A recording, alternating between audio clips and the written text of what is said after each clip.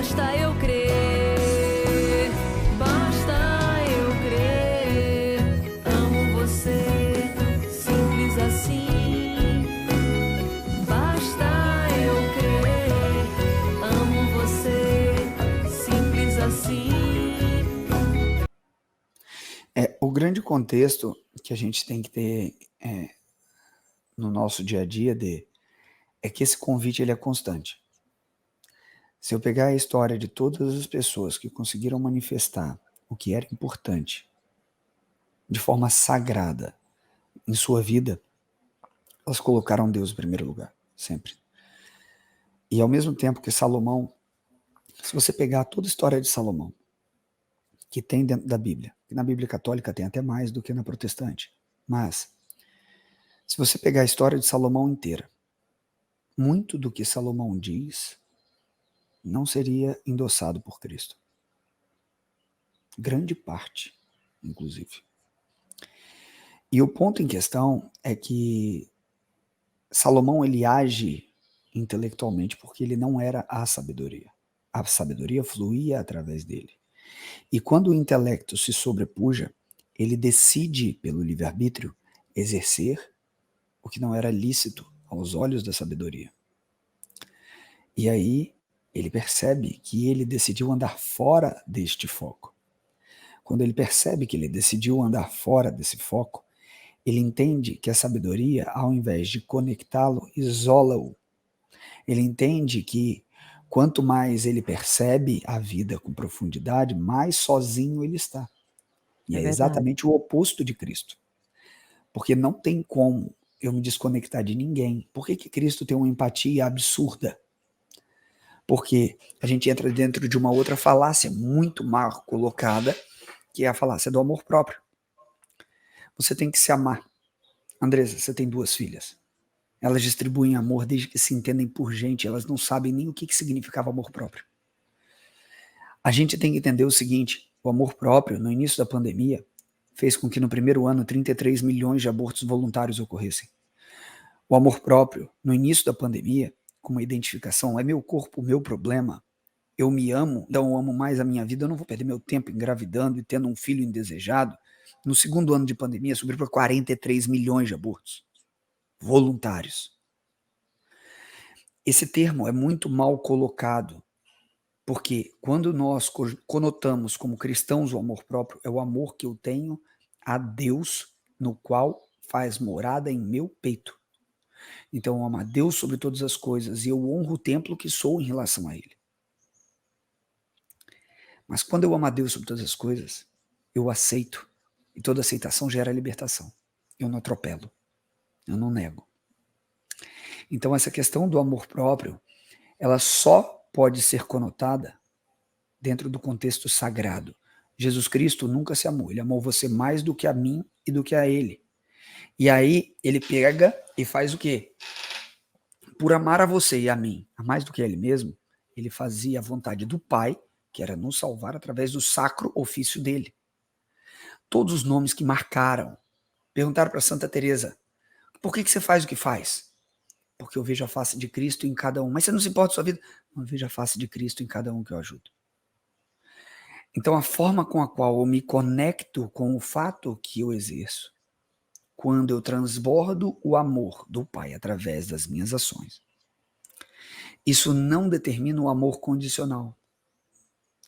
Porque quem ama cuida, quem ama protege, e é exatamente o oposto do que Deus faz com a gente. Ele cuida, mas ao mesmo tempo ele te deixa livre para fazer o que quiser.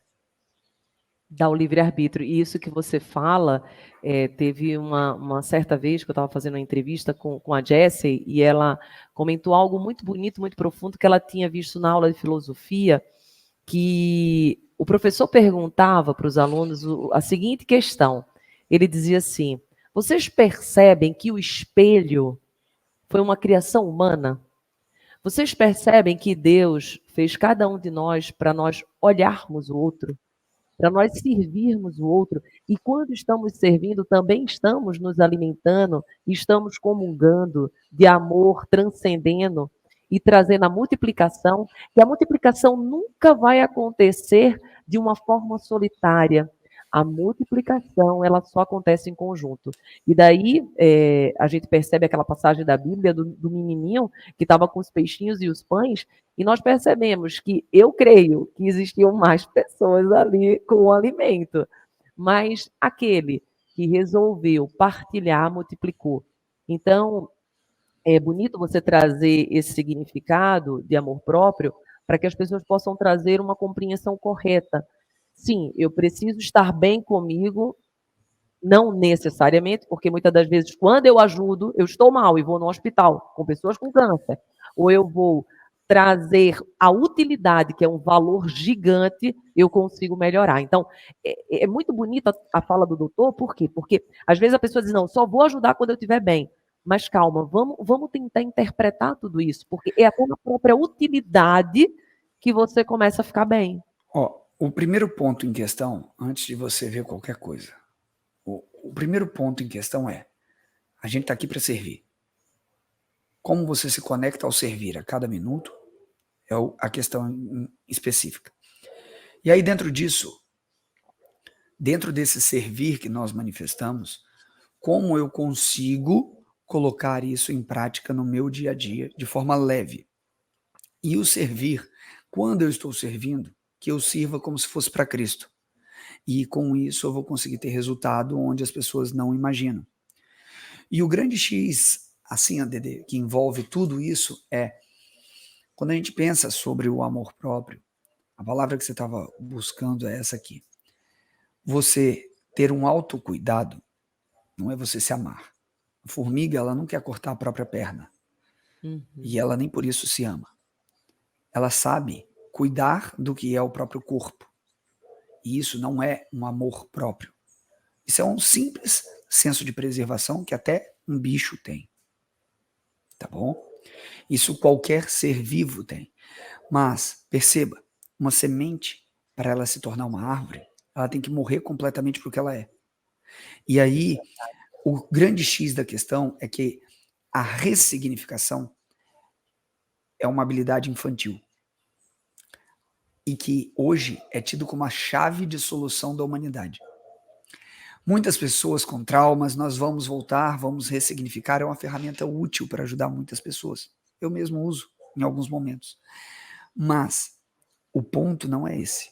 A transcendência é o chamado. O que é transcendência? É você sair do aspecto no qual o significado tinha poder para um novo plano onde qualquer coisa que tenha ocorrido na sua vida não tem mais qualquer impacto sobre o seu coração.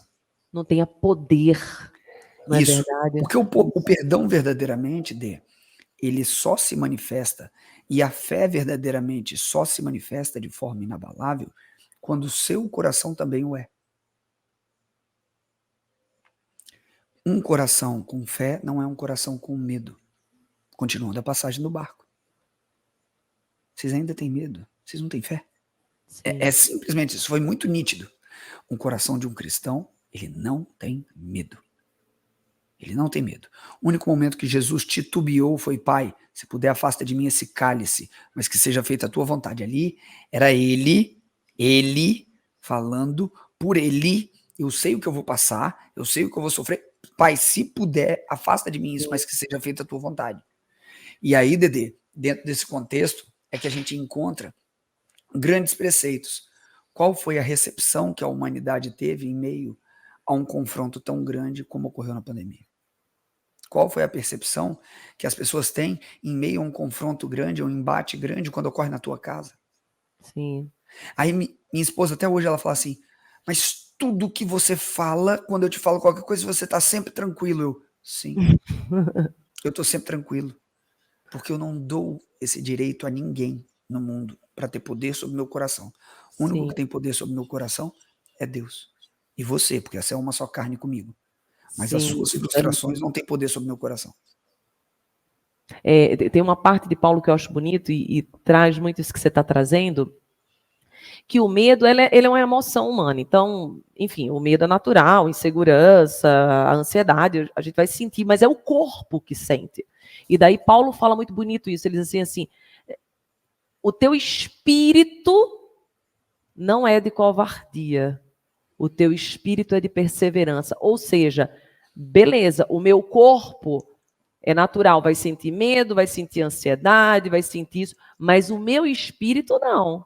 Quando eu estou em comunhão, o meu espírito, ele é de ousadia, o meu espírito é de alegria. E quando a gente comunga disso, a gente percebe uma grande libertação. Tem uma passagem, inclusive, Deus ministra agora no meu coração, e ela é forte, eu não sei se você recorda, quando Jesus ele morreu, logo depois que houve a sua ressurreição no domingo, ele caminhou entre os amigos, tinha amigos próximo dele, e eram pessoas que conviviam com ele, só que não identificaram Jesus. Eles olharam e disseram assim, mas você não sabe o que aconteceu? Você não sabe? Jesus morreu, está todo mundo aqui triste porque Jesus morreu. E era Jesus que estava ao lado. Aí ele continua caminhando, eles convidam aquele que eles não sabiam que era Jesus para ir até a mesa com eles. E só na hora, aí eu até arrepio, só a hora da comunhão, aonde o espírito estava comungando e não o corpo falando, porque ali tinha tristeza no coração. E podemos imaginar que quando nós alimentamos essa tristeza, a gente não consegue ver nem a solução que está na nossa frente. Ou seja, a solução estava na frente deles e eles não enxergavam. Então, quando a gente deixa essa comunhão fluir, que é o que o doutor fala que faz e que exerce na prática, é onde a gente consegue encontrar a solução dos problemas. É que tem um ponto muito específico a ressurreição de Cristo não necessariamente é com a mesma face. Ele foi transfigurado. E dentro disso, as pessoas que queriam reconhecê-lo só reconheciam ele pela essência. Esse era o ponto. Esse era o ponto total. Porque se chegasse a mesma pessoa, com o mesmo corpo, com a mesma carne, igual foi conhecido antes de ser dilacerado, transfigurado, seria muito fácil de reconhecer pelo intelecto. Mas o grande ponto é a manifestação do Espírito de Deus em essência, onde quer que ele esteja, ele não dá espaço ao medo. Não dá. Você pode ter aspectos pontuais, mas a sua essência, quanto tempo leva para você voltar para esse ambiente? Sabe aqueles segundos do porquê e para quê que eu falei no início? Escutem, gente, isso aqui que ele está falando é a chave, uma das chaves de ouro, é um segredo bíblico. Quanto tempo você demora para voltar para a tua essência? Aí, às vezes, tem gente que diz assim, eu tô em depressão, fiz o que aconteceu? Meu marido morreu, faz quantos anos? 10 anos. É isso, é disso que ele está falando. Quanto tempo você demora para voltar para a sua... A gente não está falando que isso não dói, a gente não está dizendo que isso não é dolorido, não é... Nós honramos a sua dor, mas o que estamos falando é quanto tempo você leva para voltar para a tua essência. É porque, assim, a gente tem que perguntar o quê? Eu falo isso para meus alunos direto. Você acha que Deus te quer gordo? Você acha que Deus te quer depressivo? Você acha que Deus te quer cheio de dívida? Você acha que Deus te quer ficando na caca? Não. Ele pode até estar deixando isso se expressar na sua vida para que você aprenda algo. Só que se você estiver com o coração distante dele, você vai ver isso como castigo, não como bênção. Então entenda o seguinte, existem duas formas de ação das coisas na vida do ser humano. Ou são tentações, quando de origem demoníaca, ou são provações, quando de origem angelical. Se veio das 9 castas superiores, nós temos provações. Se veio das 9 castas inferiores, nós temos tentações. Quando nós pensamos dessa forma, a gente começa a entender aspectos mais profundos. Mas existem relatos bem específicos que até onde o demônio age é até onde Deus permite. Aí você vai falar, mas por que Deus permite que ele age até determinado aspecto? Eu estou lembrando de Jó. Sim. Exato, mas aí presta atenção, não, mas isso existe até hoje, em quadros de exorcismo, você pega padres exorcistas, aí fala que um demônio estava no rim da pessoa, e na hora que ele está exorcizando, fala, por que você está no rim? Porque foi aqui que Deus permitiu, só até aqui Deus permitiu que eu chegasse. Aí você fala, mas por que Deus permitiu que eu chegasse? Aí o que você vê como tentação, dependendo do seu nível de percepção e conexão com Deus, é uma coisa. Mas a partir do momento que você está em estado de graça, tudo é provação. Tudo é sagrado. Porque tudo é para o seu crescimento. Tudo é para você se aproximar do Pai. Tudo é para você morrer para suas ilusões. Então, como a gente sobrepujou o câncer em nossa família? Como a gente sobrepujou as ilusões que foram criadas no dia a dia? Através desse tipo de contexto. Então, isso é importante que a gente tenha em mente, porque se a gente ficar muito preso às condições do intelecto, e muitas pessoas gostam muito daquela passagem de Romanos de Paulinho, que fala assim, transformai-vos pela renovação dos vossos pensamentos, da vossa mente. Aí, todo mundo usa esse trecho, mas eles não lembram de uma coisa, quem fala isso é Paulo, não é Saulo, é Paulo, e Paulo, ele é cheio do Espírito Santo o tempo todo, porque ele é novo ser humano. Então, a condição sine qua non para você transformar verdadeiramente a sua essência mental e rompê-la é através do Espírito. Não existe outra forma. Porque a mente pela mente é extremamente traiçoeira. Um esquizofrênico, ele vive pela mente dele. Sim. A maioria dos acessos e ataques ocorrem através da mente. As nossas maiores batalhas são na nossa mente. Exatamente. Nós criamos tudo. Eu brinco com meus seguidores que a gente cria desde filme de terror, drama, comédia, todos os filmes são então criados. Você tem que escolher que tipo de filme você quer criar, Dedê. Perfeito. Se você cria a birosca do filme, que filme você quer criar? Porque eu costumo dizer o seguinte, a live fechada mesmo, então vamos lá. Eu gosto de faca, eu mandei fazer essa faca para mim, tá bom? Quando a gente tem um intelecto, você quer que o intelecto seja afiado ou cego? Afiado. Afiado. Agora, se eu pego esse intelecto afiado e dou na mão de uma criança de 2 anos de idade, igual minha filha, o que vai acontecer com ele? O que vai acontecer com ele? Vai se machucar. E se eu pego algum doido que tá com o intelecto assim, ó, fazendo tudo para ninguém chegar perto, tem como alguém resolver o problema dele? Tem como alguém chegar perto? Aí é que tá. A única forma de você resolver problemas intelectuais e transcender é através do Espírito. Sim. Porque na maioria das vezes que a gente entra numa briga contra o intelecto, a pessoa tem que silenciar e ter uma mão estável, um braço com o governo, para conseguir guiar um bisturi. Sim, é que nem aquela... É que nem uma história, com certeza, o doutor já ouviu, do lobinho. Tem várias formas de falar essa história, né? Mas que um lobinho diz, você não pode, você não consegue, isso vai dar errado. E tem um outro lobinho que diz, você vai conseguir, você é bom, você é capaz. E daí brincam, né? Quem é que vence?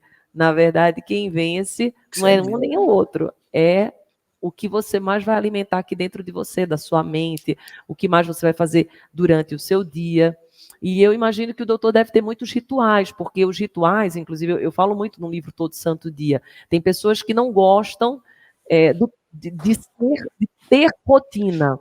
E eu brinco que eu digo, olha, eu tenho um perfil comportamental que eu sou muito aventureira, eu, Andresa, eu gosto de trazer temperos. Eu digo assim, olha, gente, não tem como você, de verdade, conseguir almejar sucesso se você não for uma pessoa todo santo dia naquilo que você deseja. Ou seja, os nossos frutos são baseados naquilo que a gente faz constantemente.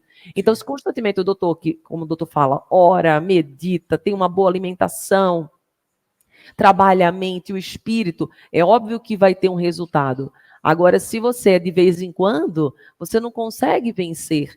E eu acho que o doutor deve ter, inclusive, muitas histórias de alunas que fizeram um todo santo dia, fizeram uma rotina, um ritual por um tempo, conseguiram emagrecer, conseguiram ter resultado, e depois volta para o padrão anterior, que daí eu brinco, né, que não foi uma transformação, foi uma mudança, porque quando a largata, por exemplo, ela passa pela metamorfose... Não foi uma mudança, foi uma transformação. Quando ela passa pela metamorfose, ela se transforma. Isso. E uma pessoa transformada, ela nunca mais vai voltar ao estado aquó. Ou seja, a borboleta ela não tem mais como morrer como lagarta. Então, se o doutor puder falar um pouco disso, dos rituais que o doutor faz, que percebe que traz grande benefício para você, para os seus alunos. Eu vou falar o seguinte. Vai ajudar muito. A base é... Quantas vezes na Bíblia é citado para você acordar antes do sol nascer? Várias. Em Salomão é citado. E eu poderia citar outros exemplos aqui também, mas vou citar só de Salomão. Aquele que cedo madruga me encontra. Aquele que levanta antes do sol despertar me encontra. E isso é mais antigo que a Bíblia. Tá? Isso vem em culturas milenares antes. Por quê? Quando a gente pensa no que é manifesto, você, como criador, você tem que estar pronto para ver toda a criação despertar. Então, a primeira coisa que eu faço, eu acordo todo dia, Isso é começo meu profundo. dia 4h30 da manhã, 4 horas da manhã. Eu acordo 4, 4h30, 3h30, varia. Acordo sem despertador, levanto e faço o que tem que fazer. E fico direto. Isso é minha rotina. Tá? Tanto que em processos detox que eu faço com meus alunos, eles têm que acordar 4 horas da manhã. Mentoria 4 horas da manhã comigo. Não é outro horário. Porque esse horário é um horário de alta receptividade, de tranquilidade no coração, oração, de campo de inúteis que estão dormindo, que estariam atrapalhando as coisas, E você pensando já besteira. consegue entrar nessa frequência. Você já é muito mais fácil você estar na frequência. Sim, sim. Além de você estar num momento que o sol está nascendo. Normalmente, esses horários lidam em torno de 1h30 antes do sol nascer. E esse momento que o sol está nascendo, ele é muito peculiar, especificamente. Toda a vida que há no planeta, ela ocorre no planeta pela energia fotônica que vem a partir do sol. E como você se conecta a isso, determina também como você tem resultado. Dan, corrige o fundo da DD. Pronto. Isso está forte. E aí, voltando, desculpa a pausa aqui, mas agora eu vou voltar. Eu aí, acho que a gente pode dar um breve intervalo. você vai falar do intervalo? Fala. Fala do intervalo para gravar. Sim. Então a gente vai dar agora, porque esse assunto que o doutor vai falar, gente, é um assunto muito especial. Deixa eu falar para você que está nos assistindo. Eu não sei se você conseguiu pegar, mas a rotina, o fato de você acordar antes do sol, ele vai te explicar com uma base não só bíblica, mas com uma base, inclusive, pautada, certamente, ele vai depois dizer se é ou não, aí fica para os próximos intervalos, mas talvez até em ciência mesmo, porque ele está falando de hormônios que surgem aqui dentro de nós, que despertam logo de manhã cedo. Então, olha só, você tem que ficar grudadinho, grudadinha, que isso que ele vai falar é um segredo não revelado. Então, eu quero que você venha junto conosco, fica aí, que vai ser profundo. Até o próximo bloco. Podemos continuar? Agora eu... Mais bem-vinda, vai. Então tá. Quando for, você diz, Dan. Oi, Fê! Querido, daqui a pouquinho é você. Obrigada, viu? Voltando em 3, 2, 1, foi. Seja bem-vindo, seja bem-vinda para o programa Todo Santo Dia, um programa que visa dar um direcionamento emocional e espiritual para a sua vida. E aqui no segundo bloco, olha, gente, se estiver em casa, na rádio, na TV, onde você estiver, no YouTube, já compartilha, comenta, porque agora o doutor estava falando anteriormente como que é o ritual da transformação, como que é o ritual do milagre. Lembra o milagre da manhã? Sim. E ele estava falando exatamente da influência e da importância de acordar antes do sol nascer. E ele falou, inclusive, de uma autoridade bíblica, ele citou versos da Bíblia, e agora ele vai trazer também partes, inclusive, hormonais, porque a gente sabe que quando o sol se põe, aqui dentro de nós coisas acontecem. Então, agora eu vou deixar com o doutor Juliano Pimentel. Seja bem-vindo, querido. Obrigado, Dedê. Estamos de volta aí. Gente, então assim, de uma maneira simples, existe uma coisa chamada ciclo circadiano e a cronobiologia. Tá? O ciclo circadiano é como o nosso corpo responde à energia fotônica, à luz, que desperta uma série de hormônios e suprime outros. O momento de aprendizagem, eu tenho TDAH e dislexia, tá? E hiperatividade. TDAH é transtorno de déficit de atenção e hiperatividade, eu tenho tudo isso. E como que ainda assim eu fiz 5 livros, como que ainda assim eu sou professor, como que ainda assim eu consigo ensinar as pessoas? Desde a minha infância, eu sempre acordei antes do sol. Enquanto o povo ia dormir, eu sempre acordei. Eu acordava a casa inteira. Eu ia para a roça, eu acordava, estava tudo escuro ainda. Eu ia para o quintal para a gente pegar o boi e trazer o boi para o curral. Ia para o pasto. Então, isso era natural, sempre foi para mim. E com o passar do tempo, eu comecei a perceber que eu tinha maior desempenho, maior concentração, maior aprofundamento em qualquer coisa que eu fizesse nesse horário. Aí algumas pessoas podem falar, óbvio, está todo mundo dormindo. Tá, essa é a razão lógica, básica, inicial. E sim, eu também pensei igual você, até determinado ponto. Mas depois eu comecei a reparar e perceber como isso funcionava. Como eu comecei, antes da área de saúde, eu comecei como acupunturista, antes de entrar em fisioterapia, antes de fazer medicina. Aí eu comecei a estudar a importância disso, do sol, dentro do metabolismo, para a acupuntura. Na medicina chinesa. Depois eu estudei na Ayurveda, que é a medicina de 5.000 anos. Depois, por último, na osteopatia. E depois eu vim para a medicina. Então eu consegui não ser poluído pelo conhecimento ocidental para absorver o conhecimento oriental. E tem um ponto muito simples que a galera pira e não entende, mas muita coisa do que Cristo fala, se você pegar os judeus, por exemplo, eles têm, eu tenho um livro, tá até ali em cima, um dos livros que eles têm para entender e interpretar o Pentateuco é o Zoar. Só para ler os 5 livros de Moisés, eles têm um outro livro que é um calhamaço assim, tá? E por aí vai, tem outros livros também. Tudo que um judeu falava era com entrelinhas e com uma significância histórica e cultural da época. Por isso que eu falo, não adianta você ler a Bíblia literalmente, você não vai entender, querido. Tá bom? Você pode achar que entende porque o seu pastor já explicou algumas coisas, o padre explicou outras coisas, mas a maioria do brasileiro não lê nenhum gibi. A maioria dos brasileiros não tem competência intelectual para entender a Bíblia. Ah, mas o Espírito te guia. Ele te guia porque você está dentro com um líder espiritual te ajudando. Tá bom? Senão dá muita cacaca. Basta eu crer.